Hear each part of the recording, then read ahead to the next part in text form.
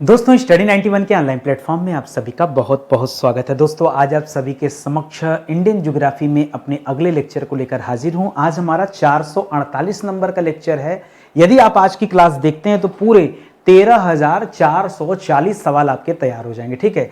और ये भी मैं आपको बताना चाहूंगा कि आज जो हमारा लेक्चर है दोस्तों, आज हमारा ज्योग्राफी में 118 नंबर का लेक्चर है। जी हाँ दोस्तों, हम लोगों ने 331 नंबर से पढ़ना शुरू किया था, तो 331 से लेकर के 430 तक 100 लेक्चर हो गया, और 30 से लेकर 30, 10, 40, 60, 48 यानी 118 ही होगा, ठीक है।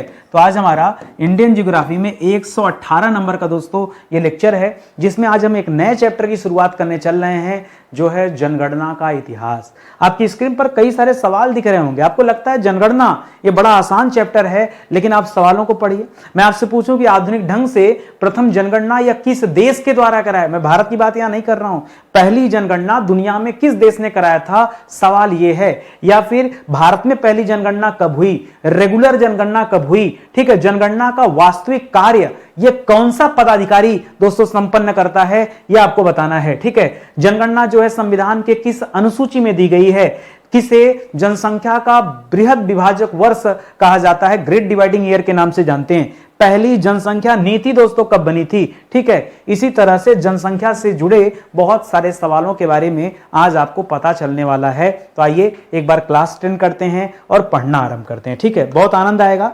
और मेरे द्वारा दोस्तों कई सारे बैच स्टार्ट किए गए हैं, आपको भरोसा हो नितिन सर पर, तो आप एक बार दोस्तों जीएस पढ़ने के लिए मेरा हाथ थामिए। आपको ऐसी जीएस की क्लास कभी नहीं मिलेगी। जी हाँ, प्राचीन इतिहास और आधुनिक भारत का इतिहास, ये दो ही स्पेशल बैच अभी हमारे पास है। बाकी हिंदी का बैच है, कंप्यूटर का बैच है।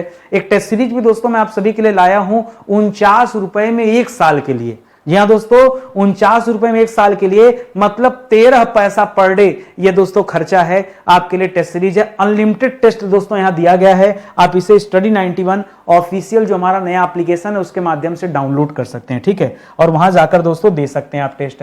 तो पहला सवाल देखिए, करा आधुनिक पद्धति एवं व्यवस्थित ढंग से पहली बार जनगणना यह किस देश में दोस्तों संपन्न हुई। तो पहली जनगणना कहां हुई थी, स्वीडन में हुई थी दोस्तों, और 1749 में कराई गई थी, ठीक है। पहली जनगणना किस देश में कराई गई थी, तो याद रखिएगा स्वीडन देश में कराई गई थी। स्वीडन देश की राजधानी कहां है दोस्तों, स्वीडन देश की राजधानी कहां है, स्टॉकहोम, ठीक है। स्वीडन देश की राजधानी कहां है, स्टॉकहोम इसकी राजधानी है। और कब कराया गया था दोस्तों, तो याद रखिएगा 1749 में। जी हां दोस्तों, 1800 नहीं, 1749 में दोस्तों यह स्वीडन जो देश है यहां पे जनगणना कराई गई थी। स्वीडन वही देश है जहां के नागरिक थे अल्फ्रेड नोबेल, जिन्होंने डायनामाइट का खोज किया, उन्हीं के नाम पे नोबेल पुरस्कार बढ़ता है, याद है आपको ना, वो तो स्वीडन देशी है ना, तो इसको आप याद रखेंगे। अगला सवाल, भारत में सर्वप्रथम जनगणना, भारत में पहली बार यह जनगणना जो है यह कब करवाई गई थी। तो भारत में पहली जनगणना यह 1772 ईस्वी में कराई गई थी। और किसने करवाया था, तो याद रखेगा लॉर्ड मेयो के शासनकाल में, ठीक है। लॉर्ड मेयो के शासन काल में दोस्तों यह भारत में पहली जनगणना कराई गई थी। 1872 में दोस्तों यह जनगणना हुई थी, ठीक है। एक और सवाल पूछूं, आपको भरोसा नहीं होगा, सुनिएगा ध्यान से। नागरिकों के लिए ज्ञात पहली जनगणना, ठीक है, नागरिकों के लिए ज्ञात पहली जनगणना, ये आपको भरोसा नहीं होगा, ये ढाका में हुआ था। जी हाँ दोस्तों, पहली जनगणना यह कहां कराई गई थी, यह ढाका में कराई गई थी। यह भी आप याद रखेंगे, यह भारत की पहली ज्ञात जनगणना है। और कब हुआ था दोस्तों, तो हेनरी वाल्टर ने 1830 में कराया था, ठीक है। किसने, हेनरी वाल्टर नाम का एक व्यक्ति था, उसने दोस्तों कराया था 1830 में, ठीक है। हेनरी वाल्टर ने ढाका में 1830 में दोस्तों जनगणना कराया था। यह पहली ज्ञात जनगणना है। अब तो आपको झटका लग गया, सर 1872 से पहले तुमने कभी पढ़ा नहीं। क्या करेंगे, नितिन सर की क्लास की यही सब तो खासियत है कि मैं आपको नई नई चीजें शोध करके देता रहता हूं, जो आपने नहीं पढ़ा वह भी करा। प्रत्येक 10 वर्ष के अंतराल पर जनसंख्या का क्रमवार आकलन, यह दोस्तों कब से शुरू हुआ, तो याद रखेंगे 1881 ईस्वी से, ठीक है। 1881 ईस्वी से डिसाइड हुआ कि प्रत्येक 10 वर्ष पे जनगणना कराई जाएगी। प्रत्येक 10 वर्ष पर भारत में यह जनगणना कराया जाएगा। और उस समय दोस्तों वायसराय कौन था? तत्कालीन वायसराय तो याद रखेगा लॉर्ड रिपन थे। कौन थे? लॉर्ड रिपन के समय में यह दोस्तों 10 साल पे रेगुलर जनगणना कराए जाने की बात कही गई, जबकि 2021 में जनगणना रिपोर्ट आ जानी चाहिए थी लेकिन नहीं आया। कोविड-19 आ गया था, देश 2 साल तक बड़ा परेशान था, उसके बाद आ जाना चाहिए लेकिन आया नहीं, अभी तक दोस्तों नहीं आया। ये तो बहुत ज्यादा जास्ती हो रही है, मुझे लगता है आपके परीक्षा से पहले आ ना जाए। ठीक है, अगर आ गया तो सब पढ़ाया क्या हो जाएगा? व्यर्थ हो जाएगा। व्यर्थ नहीं होगा, ये तो बेसिक बातें हैं, ये तो आपको जानना ही पड़ेगा। अगला सवाल देखिए, करा वर्ष 2011 की जनगणना, यह दोस्तों भारत की कौन से नंबर की जनगणना थी? ठीक है, 2011 की जनगणना यह भारत की 15वीं जनगणना है। ठीक है, याद रखेंगे परीक्षा में सवाल आता है यह भारत की कौन सी जनगणना दोस्तों, तो याद रखेंगे यह भारत की 15वीं जनगणना थी। ठीक है, एक नारा दोस्तों पूछता कि 15वीं जनगणना का नारा क्या था दोस्तों, तो नारा याद रखेगा हमारी जनगणना हमारा भविष्य। ठीक है, इसका नारा क्या था? हमारी जनगणना हमारा भविष्य। ठीक है, हमारी जनगणना हमारा भविष्य। ठीक है, हमारा भविष्य, यह दोस्तों नारा था। हर बार दोस्तों नारा चेंज भी होता रहता है, यह भी आप याद रखेंगे। करा किस अधिनियम, वह कौन सा अधिनियम है जिसके अंतर्गत जनगणना कराई जाती है? जनगणना कराए जाने से संबंधित अधिनियम कब का है दोस्तों? यह आजादी के टाइम का 1948 का, उसका नाम ही है जनगणना अधिनियम 1948। ठीक है, जनगणना अधिनियम 1948, इसी के तहत दोस्तों भारत में जनगणना कराई जाती है। बहुत सारे बच्चे बहुतों दिनों से जनगणना पढ़ते आ रहे हैं लेकिन ऐसे छोटे छोटे सवालों का उत्तर वे नहीं दे पाते। अगर आप मेरी क्लास में आएंगे तो आपको इन सभी सवालों का जवाब याद भी हो जाएगा और पता भी चल जाएगा। भारत में नियमित एवं वैज्ञानिक ढंग से जनगणना किस वर्ष प्रारंभ हुई दोस्तों? तो नियमित जनगणना, वैज्ञानिक ढंग से जनगणना, ये दोस्तों 1881 से आरंभ हुई। ठीक है, 1881 ईस्वी से यह जनगणना दोस्तों प्रारंभ हुई है। किसके शासनकाल में? तो याद रखेंगे लॉर्ड रिपन के शासनकाल में। ठीक है, लॉर्ड रिपन के टाइम से दोस्तों यह जनगणना रेगुलर चल रही है, इस तथ्य को भी आप याद रखेंगे, कई बार पढ़ चुके हैं ना। ठीक है, और आगे बढ़िए, वही सवाल दे रहा है, करा जनगणना जिसे इंग्लिश में हम सेंसस कहते हैं, यह संविधान के किस अनुसूची से दोस्तों संबंधित है? तो याद रखेगा जनगणना से संबंधित अनुसूची कौन है दोस्तों? तो याद रखेगा यह संविधान के 7वीं अनुसूची से संबंधित है। ठीक है, 7वीं अनुसूची से यह संबंधित है, तो याद रखेगा 7वीं अनुसूची आप याद रखेंगे। ठीक है, जनगणना के बारे में कहां बताया गया है? 7वीं अनुसूची में बताया गया है। ठीक है, ये भी आप याद रखेंगे, बढ़िया सवाल है। ठीक है, याद रखेंगे 7वीं अनुसूची में दोस्तों ये जनगणना के बारे में बताया गया है। और जो 7वीं अनुसूची है यह किसके अंतर्गत आती है दोस्तों? तो याद रखेगा यह संघ सूची के अंतर्गत आती है। संघ सूची पर कानून, संघ सूची में जितने भी विषय होते हैं उन सभी विषय पर कानून बनाने का अधिकार केंद्र सरकार का होता है। इसी तरह से राज्य सूची पर जितने विषय होते हैं उन पर कानून बनाने का अधिकार राज्य सरकार का होता है। समवर्ती विषय में जितने विषय, समवर्ती सूची में जितने विषय शामिल हैं उन पर कानून बनाने का अधिकार केंद्र और राज्य का मिलकर होता है। यह 3 तरह की जो है सूचियां होती हैं, 3 तरह के विषय होते हैं, इनको आप ध्यान में रखेंगे। ठीक है, केंद्रीय स्तर पर जनगणना विभाग, केंद्रीय स्तर यानी सेंट्रल लेवल की बात कर रहा है। ठीक है, जनगणना विभाग का शीर्ष अधिकारी, एकदम टॉप का अधिकारी दोस्तों कौन है? टॉप ऑफिसर बताना दोस्तों, शीर्ष अधिकारी कौन होता है? एकदम हायर लेवल का। ठीक है, ठीक है, हायर लेवल का अधिकारी दोस्तों कौन है? तो वो जनगणना का क्या है दोस्तों? जो महारजिस्ट्रार होता है, जिसे हम महारजिस्ट्रार एवं जनगणना आयुक्त कहते हैं। क्या कहते हैं? महारजिस्ट्रार। ठीक है, महारजिस्ट्रार एवं जनगणना आयुक्त। ठीक है, जनगणना आयुक्त कहते हैं दोस्तों। यही क्या होता है? ये टॉप ऑफिसर माना जाता है। ठीक है, लेकिन टॉप ऑफिसर कभी जनगणना की गिनती नहीं करता। एक सवाल और मैं आपको दे रहा हूं, पढ़िए ध्यान से।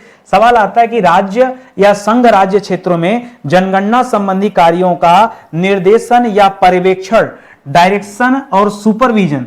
पर्यवेक्षण का मतलब क्या हो गया दोस्तों? पर्यवेक्षण के लिए इंग्लिश में शब्द आता है सुपरविजन। ठीक है, तो सुपरविजन का कार्य दोस्तों कौन करता है? चाहे राज्य में जनसंख्या जनगणना चल रही हो या फिर संघ राज्य क्षेत्र मतलब यूनियन टेरिटरी जो है, केंद्र शासित जो प्रदेश है वहां पे जो चल रहा है, इसके लिए दोस्तों कौन जो है अधिकारी है, तो याद रखेगा जनगणना निदेशक, ठीक है। जो जनगणना निदेशक होता है वो दोस्तों क्या करता है, निर्देश देता है और पर्यवेक्षण यानी सुपरविजन का काम करता है। इसको डायरेक्टर ऑफ सेंसस कहा जाता है, ठीक है, सेंसस, ठीक है। सेंसस यानी जनगणना, जनगणना का डायरेक्टर जो होता है दोस्तों यही रिस्पॉन्सिबल होता है। एक और अधिकारी है जनगणना का वास्तविक कार्य, ध्यान से देखिएगा, जो जनगणना होती है इसका वास्तविक कार्य जो दोस्तों यह किस पदाधिकारी द्वारा संपन्न कराया जाता है। वास्तविक कार्य दोस्तों कौन संपन्न करता है ये आपको नहीं पता होगा, इसको बोलते हैं प्रगणक, जो गिनने का काम करते हैं, ठीक है। प्रगणक क्या करते हैं दोस्तों, यह गिनती करने का काम करते हैं, ठीक है। गिनती करने का कार्य ये कौन करता है दोस्तों, ये प्रगणक करते हैं, ठीक है। यही दोस्तों मुख्य माने जाते हैं। करा भारत की जनसंख्या का बृहद विभाजक वर्ष जिसे हम ग्रेट डिवाइडिंग ईयर कहते हैं, ये कौन सा दोस्तों, ग्रेट डिवाइडिंग ईयर 1921 को कहा जाता है। क्यों कहा जाता है दोस्तों, मान लीजिए सवाल परीक्षा में आ गया कि इसे हम क्यों कहते हैं, तो क्यों का जवाब यह है कि इस साल के बाद, ठीक है, इस साल के बाद लगातार तीव्र जनसंख्या वृद्धि देखी गई, ठीक है। तीव्र जनसंख्या वृद्धि देखी गई, ठीक है। तीव्र जनसंख्या वृद्धि देखी गई, ठीक है। इस साल के उपरांत तेजी से दोस्तों भारतीय जनसंख्या बढ़ी है, लगातार वृद्धि हुई है, इसलिए ग्रेट डिवाइडिंग ईयर के रूप में 1921 को याद किया जाता है। आपसे इससे संबंधित सवाल भी पूछता है परीक्षा में। कह रहा भारत की जनगणना में शहरों के, ध्यान से सुनिएगा, शहरों के कार्यात्मक वर्गीकरण के लिए, भारत की जनगणना में शहरों के कार्यात्मक वर्गीकरण के लिए त्रिगुट आरेख दोस्तों यह किसने लागू किया, इनका नाम अशोक मित्रा है। क्या नाम दोस्तों, अशोक मित्रा ने लागू किया, अशोक मित्रा ने लागू किया। सवाल आता है कुछ त्रिगुट आरेख जो है दोस्तों उसमें हम क्या क्या रखते हैं, ठीक है, जिसे हम क्या नाम दे रहे हैं, त्रिगुट आरेख कर रहे हैं। इसमें वो तीन चीजें कौन कौन सी है, ठीक है, वो कौन कौन सी तीन चीजें दोस्तों जिसको शहरों के कार्यात्मक वर्गीकरण के लिए महत्वपूर्ण माना गया है, वो तीन चीजें कौन कौन सी हैं, तो नोट कीजिएगा। पहला है विनिर्माण, ठीक है, विनिर्माण यानी मैन्युफैक्चरिंग। दूसरा लिखिएगा दोस्तों सेवा, और तीसरा लिखिएगा दोस्तों व्यापार, ठीक है। तो क्या हो गया, विनिर्माण, सेवा और व्यापार। व्यापार में व्यापार और परिवहन दोनों को रखिएगा, ठीक है, व्यापार और परिवहन, ठीक है। तो इसको आप याद रखेंगे, आगे पीछे कर लीजिएगा। पहले मैन्युफैक्चरिंग आता है, फिर व्यापार एवं परिवहन आता है, फिर जो है सेवा आता है, सेवा क्षेत्र, ठीक है। अरे प्राथमिक क्षेत्र, द्वितीय क्षेत्र, तृतीय क्षेत्र, ये वही तो त्रिगुट आरेख है जिसको अशोक मित्रा ने फॉलो किया, ठीक है। तो इस तरह से दोस्तों कभी कभी टेक्निकल सवाल भी परीक्षा में आ जाता है। नहीं पढ़े रहेंगे तो जवाब दे भी नहीं पाएंगे, पढ़े रहेंगे। ये सीरीज आपके लिए बड़ा इंपॉर्टेंट है, ये सीरीज आपके लिए बहुत इंपॉर्टेंट है। जब ये सीरीज पढ़ रहे होंगे तो आपको नुकसान नहीं करेगा। ये आयुर्वेदिक होम्योपैथिक दवा की तरह है, जितना पढ़ेंगे फायदा ही करने वाला है, नुकसान नहीं करने वाला है। तो चाहे आप ऑनलाइन तैयारी कर रहे हो या ऑफलाइन तैयारी कर रहे हो या सेल्फ स्टडी कर रहे हो, आप ये सीरीज दोस्तों जरूर पढ़िए, ये आपके लिए बहुत ज्यादा इंपॉर्टेंट है, ठीक है। चलिए आगे बढ़ते हैं। करा भारत का प्रथम जनगणना आयुक्त कौन था, प्लाउडेन, ठीक है। भारत का पहला जनगणना आयुक्त दोस्तों किसे चुना गया था, पहला वाला, आजादी के बाद पहला वाला नहीं पूछ रहा है, उसके भी पहला, तो याद रखेगा ये 1881 वाला जो है दोस्तों जब रेगुलर हुआ इसमें, ठीक है। तो याद रखेगा इनका नाम था WC प्लाउडेन। क्या नाम था, WC प्लाउडेन नाम था दोस्तों, ये आप याद रखेंगे, ठीक है। WC प्लाउडेन ये इनका नाम है दोस्तों, ठीक है। 1881 में इनको जनगणना आयुक्त चुना गया था, ये भी आप याद रखेंगे। और आगे आइए, करा 2011 की जनगणना जब हुई दोस्तों, उस समय दोस्तों जनगणना आयुक्त तो कौन था, एकदम लेटेस्ट वाला जनगणना आयुक्त यहां पर आपको बताना है, तो चंद्रमौली साहब थे। कौन थे दोस्तों, चंद्रमौली, डॉक्टर C चंद्रमौली, ठीक है। डॉक्टर C चंद्रमौली जी दोस्तों क्या थे, यहां पर जनगणना आयुक्त थे जब 2011 की जनगणना हो रही थी, तो ठीक है। अच्छा, एक मैस्कॉट बताइए, शुभंकर दोस्तों किसे चुना गया था, शुभंकर, ठीक है, जिसे हम क्या कहते हैं, जिसे हम मैस्कॉट भी कहते हैं, ठीक है। तो याद रखेगा एक प्रगणक शिक्षिका, एक प्रगणक शिक्षिका, प्रगणक कौन होता है, जो गिनती करने वाला अधिकारी होता है उसे प्रगणक कहते हैं। तो इस बार 2011 में जो शुभंकर चुना गया, एक प्रगणक शिक्षिका को दोस्तों शुभंकर चुना गया था, ये आप याद, शुभंकर यानी सैंबल की तरह होता है, हर बार जब ये जनगणना होती है तो अलग अलग शुभंकर जारी किया जाता है, यह भी आप याद रखेंगे। अगला सवाल देखिए, करा भारत की प्रथम जनसंख्या नीति दोस्तों कब आई? पहली जनसंख्या नीति। अच्छा मुझे ये बताइए, जनसंख्या अधिनियम दोस्तों कब आया था? ठीक है, जनसंख्या अधिनियम, ठीक है, जनसंख्या अधिनियम नहीं, जनगणना अधिनियम, ठीक है। कौन सा अधिनियम? जनगणना अधिनियम। जो आपने पीछे पढ़ा है हम उसके बारे में पूछ रहे हैं कि ये जनगणना अधिनियम दोस्तों कब आया था? तो याद रखिएगा, यह अधिनियम आया था 1948 में। कब आया था? 1948 में अधिनियम आया था, ठीक है, इसको आप याद रखेंगे। और अब आपसे जनसंख्या नीति के बारे में पूछ रहा है कि पहली जनसंख्या नीति कब लाई गई थी? तो याद रखेंगे 1976 ईस्वी में, ठीक है। पहली जनसंख्या नीति कब आई थी? 1976 में। पहला जनगणना अधिनियम कब आया था? 1948 में, ठीक है। दोनों अलग अलग पॉलिसी है या अलग अलग सवाल है, एक अधिनियम से संबंधित है, दूसरा पॉपुलेशन पॉलिसी है। इसे आप याद रखेंगे। जनसंख्या नीति यह भारत की पहली जनसंख्या नीति है जो 1976 में भारत में लागू की गई थी, ठीक है। देखिए जो सीरीज चला है, इस सीरीज में हम लोगों ने बहुत से विषय कंप्लीट कर चुके हैं, जिसमें एंशिएंट, मिडावल, मॉडर्न का नाम आता है। अगर एंशिएंट की बात की जाए तो याद रखेंगे 1 नंबर से लेकर 45 नंबर तक के अगर आप लेक्चर देखते हैं तो एंशिएंट आपका कंप्लीट हो जाएगा। 46 से लेकर 91 तक देखेंगे तो मिडावल आपका कंप्लीट हो जाएगा। और 92 से लेकर 150 तक देखेंगे, 92 से 150 तक, तो ये मॉडर्न हिस्ट्री, ये तीनों दोस्तों विस्तार से पढ़ा के समाप्त कर दिया गया। पूरे इतिहास में ऐसा कोई भी टॉपिक नहीं है, ऐसा कोई भी चैप्टर नहीं है जिस पर आपको सवाल जवाब न कराए गए हों। आप जाइए वीडियोस देखिए पीछे के तो आपको मिल जाएंगे। इसी तरह से भारतीय संविधान में 151 से लेकर के 230 नंबर तक का जो लेक्चर है यह संविधान का है दोस्तों, इसे आप जाके देख सकते हैं वीडियो। इसी तरह से विश्व का भूगोल, यह आपको 231 से लेकर 330 तक पढ़ाया गया। पूरे 100 लेक्चर में आपको विश्व का भूगोल पढ़ाया गया। और इसके बाद अंतिम में नंबर आता है हमारा इंडियन ज्योग्राफी का। 331 नंबर से पढ़ना शुरू किया, आज 448 तक आ गए। हमारा 118 नंबर का लेक्चर है, अभी समाप्त नहीं हुआ है, चल रहा है। बस ये जनगणना वाला टॉपिक समाप्त हो जाए तो मे भी चीजें समाप्त हो जाएंगी। कई बार बच्चा पीडीएफ ढूंढता है, पीडीएफ आपको चाहिए दोस्तों तो एक वेबसाइट मैंने और हमारी है, ठीक है, ठीक है, हमारी क्या है, बस यहाँ पे मिल गया पीडीएफ तो मैंने देखा बड़ा अच्छा से यहाँ रखा गया है, वैदिकी.com। तो आप इस पे चले जाए दोस्तों, यहाँ जो है आपको सारा क्लास का पीडीएफ मिल जाएगा। इसमें एंशिएंट, मिडावल, मॉडर्न, पॉलिटी, ज्योग्राफी सबकी पीडीएफ दोस्तों यहाँ मिल जाएगी, तो आप जाके एक बार चेक कर सकते हैं, ठीक है। चलिए आइए मुद्दे की बात करते हैं और पढ़ना आरंभ करते हैं। करा जनसंख्या नीति 2000। अभी हमने क्या पढ़ा दोस्तों, जो पहली जनसंख्या नीति थी, जो पहली जनसंख्या नीति थी दोस्तों, ये कब आई थी दोस्तों? तो पहली जनसंख्या नीति यह 1976 में आई थी। कब आई थी? 1976 में। अब आपसे पूछ रहा है, सही वो 76 ही लिखा था ना? ठीक है 76 ही था, हमने कहा 78 ना लिख दिया हूं। भारतीय जनसंख्या नीति 2000, ये बाद में नीति आई दोस्तों। करा यह किस समिति के रिपोर्ट के आधार पर जनसंख्या नीति 2000 को दोस्तों बनाया गया? यह किसके आधार पर? तो एक समिति बनी थी, स्वामीनाथन समिति, ठीक है, स्वामीनाथन समिति, ठीक है, स्वामीनाथन समिति की सिफारिश पर ही, ठीक है, सिफारिश पर ही, ठीक है, जनसंख्या नीति 2000, ठीक है, जनसंख्या नीति 2000 ये दोस्तों लागू किया गया, लाया गया। तो ये तथ्य भी आप याद रखेंगे। तो एक नई जनसंख्या नीति आ चुकी है सन 2000 वाली, उसे भी याद रखेंगे। करा परिवार नियोजन संबंधी राष्ट्रीय कार्यक्रम का शुभारंभ ये पहली बार दोस्तों किस देश ने किया था? तो याद रखेगा, परिवार नियोजन कार्यक्रम ये भारत ने शुरू किया था, 1952 में शुरू किया गया था, ठीक है। तो 1952 में भारत द्वारा प्रारंभ, ठीक है, भारत द्वारा यह कार्यक्रम दोस्तों शुरू किया गया था, ठीक है। इसे परिवार नियोजन कार्यक्रम कहते हैं। और विश्व में भारत ऐसा पहला देश है जिसने परिवार नियोजन हेतु एक राष्ट्रीय कार्यक्रम की शुरुआत किया था।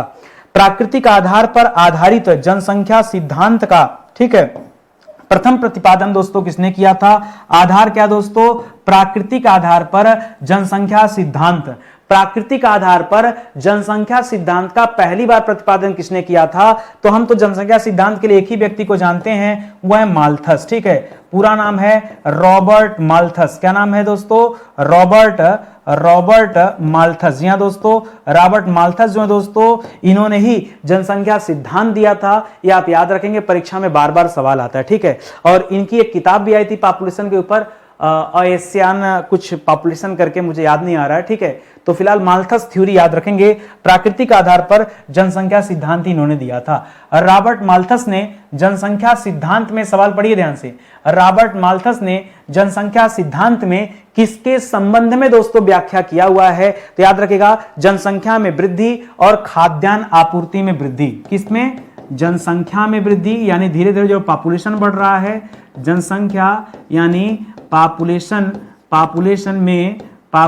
में वृद्धि, ठीक है, पॉपुलेशन में वृद्धि, ठीक है, वृद्धि तथा खाद्यान्न आपूर्ति, ठीक है, खाद्यान्न आपूर्ति, ठीक है, यानी जो फूड सप्लाई है, ठीक है, जो फूड सप्लाई है, फूड सप्लाई, ठीक है, फूड सप्लाई। देखिए जब धीरे धीरे दोस्तों जनसंख्या बढ़ रही है तो जो फूड सप्लाई ये भी बढ़ना चाहिए, नहीं बढ़ेगा तो अकाल आ जाएगा, ठीक है। तो याद रखिएगा, फूड सप्लाई के मध्य जनसंख्या, खाद्यान्न आपूर्ति में वृद्धि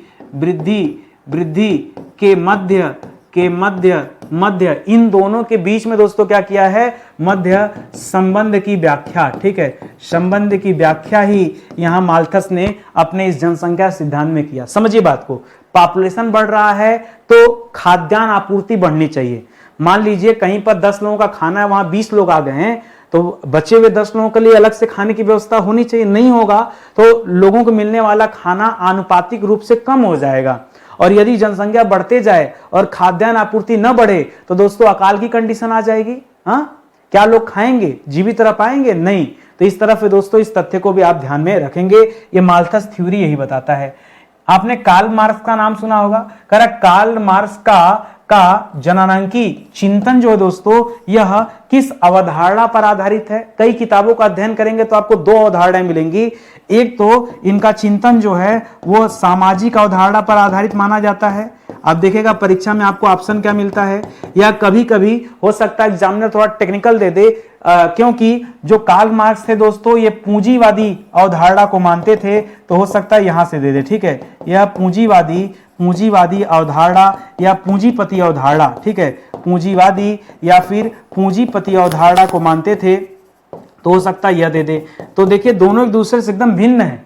कहां समाज की बात कर रहे हैं तो फिर पूंजीपति वर्ग को छोड़ना पड़ेगा, लेकिन दोस्तों ये दोनों अवधारणाएं हैं। तो इस सवाल पे थोड़ा सा आप जो है स्टार लगा सकते हैं, ठीक है, टेक्निकल सवाल है, ध्यान दीजिएगा।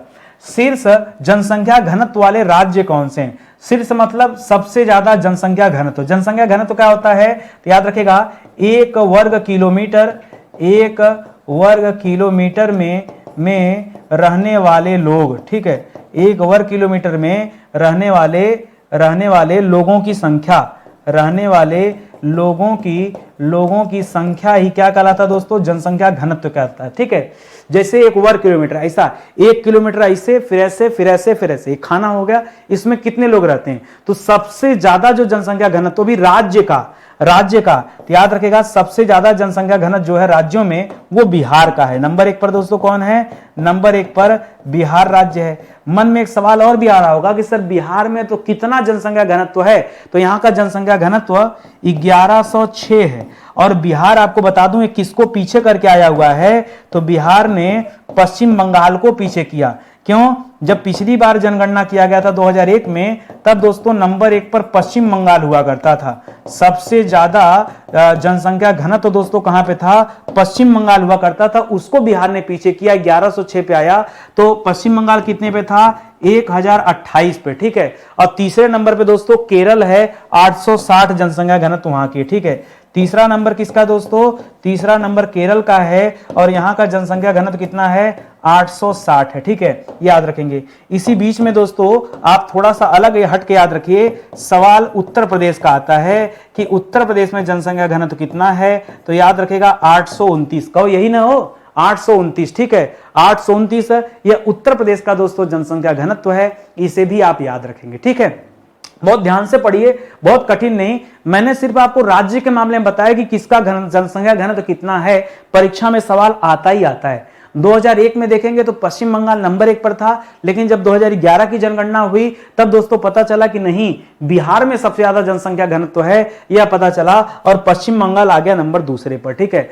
अब इसी तरह का एक सवाल यूनियन टेरिटरी से बनता है। नहीं, पहले एक बार न्यूनतम वाला देख लेते हैं हम लोग, ठीक है, कि न्यूनतम जनसंख्या घनत्व दोस्तों कहां का है, ठीक है। न्यूनतम यानी मिनिमम, जनसंख्या घनत्व वाले राज्य दोस्तों कौन कौन से हैं? तो नंबर 1 पर लिखिएगा दोस्तों अरुणाचल प्रदेश। कौन सा है? अरुणाचल प्रदेश। ठीक है, यहां पे सबसे कम जनता रहती है, मात्र 17, कहीं कहीं पे 15 और कहीं कहीं पे 17 दिया हुआ है। ये सबसे कम जनसंख्या यही की है। नंबर 2 पर है मिजोरम, सिर्फ और सिर्फ दोस्तों 52। ठीक है, नंबर 2 पर, ज्यादातर ये पूर्वोत्तर के ही राज्य हैं। मिजोरम, मिजोरम में दोस्तों कितना है? तो मिजोरम में जो जनसंख्या है वह दोस्तों 1 वर्ग किलोमीटर में सिर्फ 52 लोग रहते हैं। इसी तरह से तीसरे नंबर पे सिक्किम है, राजधानी गंगटोक, जहां 86 लोग रहते हैं। ठीक है, तीसरे नंबर पे सिक्किम है, तीसरे नंबर पे सिक्किम है, जहां कितने रहते हैं? जहां रहते हैं 86 लोग। ठीक है, 86 लोग। ठीक है, और उत्तर प्रदेश में मैंने बता ही दिया था, सीधा सीधा कॉमन है। आप याद रखिए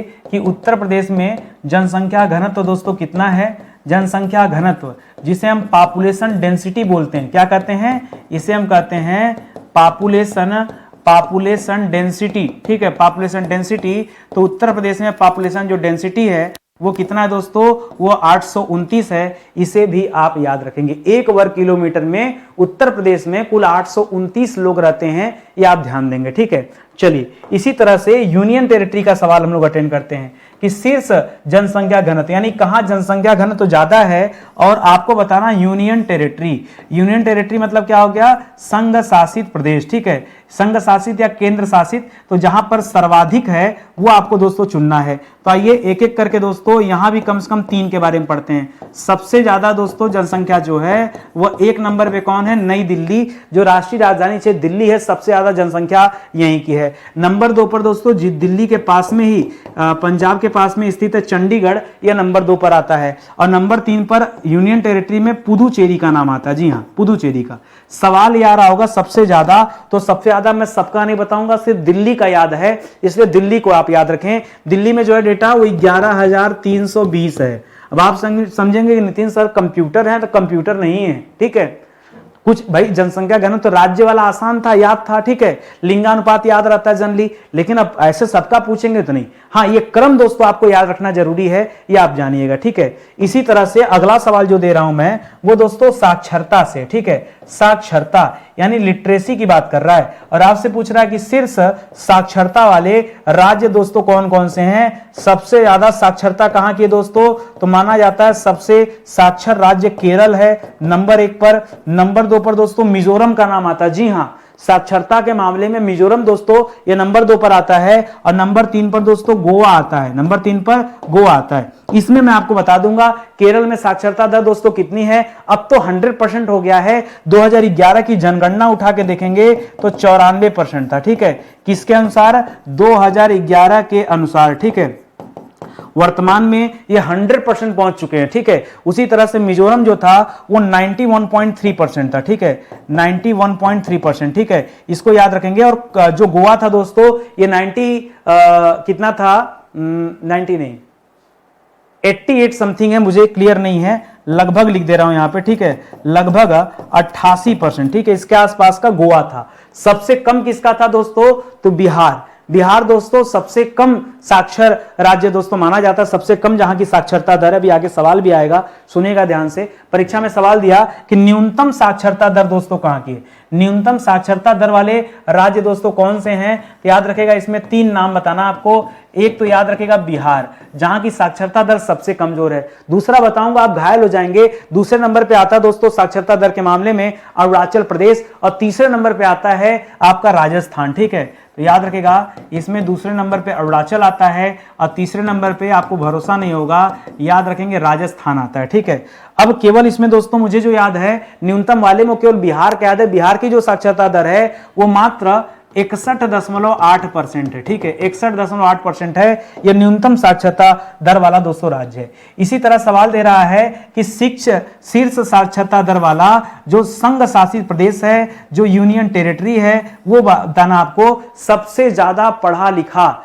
यूनियन टेरिटरी दोस्तों कौन सा है, नाम आपको याद आ रहा होगा, दिल्ली कर दें, लेकिन दिल्ली ना कीजिएगा दोस्तों। नंबर 1 पर आता है लक्षद्वीप। जी हाँ दोस्तों, जो लक्षद्वीप है ये सबसे ज्यादा साक्षर माना जाता है, 91% दोस्तों यहां साक्षरता दर है। नंबर 2 पर दोस्तों दमन दीव का नाम आता है। किसका नाम आता है? दमन दीव का नाम आता है, ठीक है, दमन दीव ये दूसरे नंबर पे आता है। तीसरे नंबर पे दोस्तों अंडमान निकोबार आता है, तीसरे नंबर पे अंडमान निकोबार आता है, ठीक है, अंडमान निकोबार आता है, ठीक है, इसे आप याद रखेंगे। यह शीर्ष साक्षरता दर वाले, कई लोग इंतजार कर रहे थे कि दिल्ली का नाम आएगा, उसको दूर रखिए। करा कितने वर्ष या उससे ऊपर के आयु वर्ग को साक्षर माना जाता है? तो जब साक्षर माना जाएगा ना तो याद रखिएगा 7 वर्ष या उससे अधिक, ठीक है, 7 वर्ष या उससे अधिक का जो बच्चा होगा उसी को साक्षर माना जाएगा। वैसे आप मानते हैं कि साक्षर किसे कहा जाता है? जो अपना नाम लिख ले और पढ़ ले, भारत में उसे साक्षर कहा जाता है। और किस तरह का उसको ज्ञान है कि नहीं, इससे मतलब नहीं है, केवल अपना नाम लिखना पढ़ना जानता हो तो साक्षर मान लिया जाता है। लेकिन उसके साथ एक कंडीशन और भी है। अब भाई 5 साल 6 साल का बच्चा भी अपना नाम लिख लेता, पढ़ लेता है, क्या वो भी साक्षर है? नहीं। साक्षर के लिए जो एक ही एज ग्रुप डिसाइड किया गया वो दोस्तों 7 साल का डिसाइड किया गया कि 7 साल से पूर्व कोई साक्षर नहीं माना जाएगा। यह तथ्य भी आप याद रखेंगे, बहुत इंपॉर्टेंट फैक्ट है। पहले यह 5 साल हुआ करता था, बाद में 7 साल कर दिया गया। 1981 से पूर्व जो आंकड़ा था यह कितना था दोस्तों? 5 वर्ष का था, ठीक है, 5 वर्ष ये दोस्तों साक्षर, 5 वर्ष का जो रहेगा या इसके ऊपर का रहेगा उसी को साक्षर माना जाता था। बाद में डेटा चेंज करके 7 साल कर दिया गया। भारत का सर्वाधिक साक्षरता दर वाला जिला दोस्तों कौन सा है? जो डिस्ट्रिक्ट है सबसे ज्यादा साक्षर जिला, जी हां दोस्तों, पूरे भारत में सबसे ज्यादा साक्षर जिला ये हम किसे कहते हैं दोस्तों? तो यह सरचिप जिला है जो मिजोरम में पड़ता है। कौन सा जिला?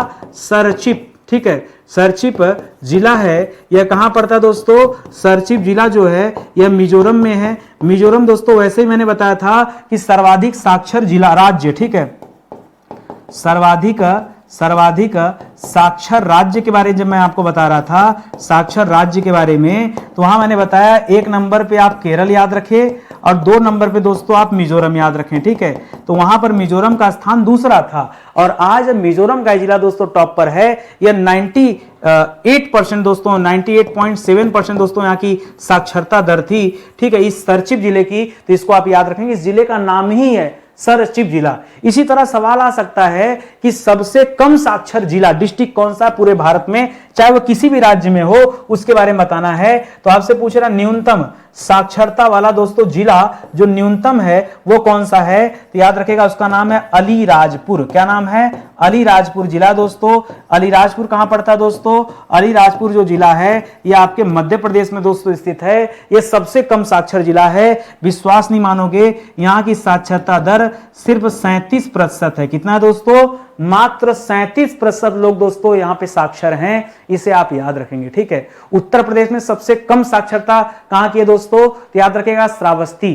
संजोग देखिए, महात्मा बुद्ध ने सबसे ज्यादा भाषण जो है कहां दिया? श्रावस्ती में दिया, अब फिर भी श्रावस्ती की साक्षरता दर सबसे कम है। हाँ, तो इस तरह से दोस्तों याद रखेंगे। तो बड़ा अच्छा सवाल है, ठीक है, इन तथ्यों को आप याद रखेंगे। और बहुत सारे बैच हमारे पास हैं, आप एक मौका दीजिए, जुड़िए हमारे साथ। ऑनलाइन क्लास में सिर्फ स्टडी 91 ही ऐसा है जो आपको डेमो क्लास अवेलेबल कराता है और किसी के पास हिम्मत नहीं। लोग सोचते हैं कि डेमो देख के बच्चा भाग जाएगा। मैं सोचता हूं उसको पसंद होगा तो आएगा, नहीं पसंद होगा तो हमारे बांधे थोड़े बंध जाएगा, ठीक है।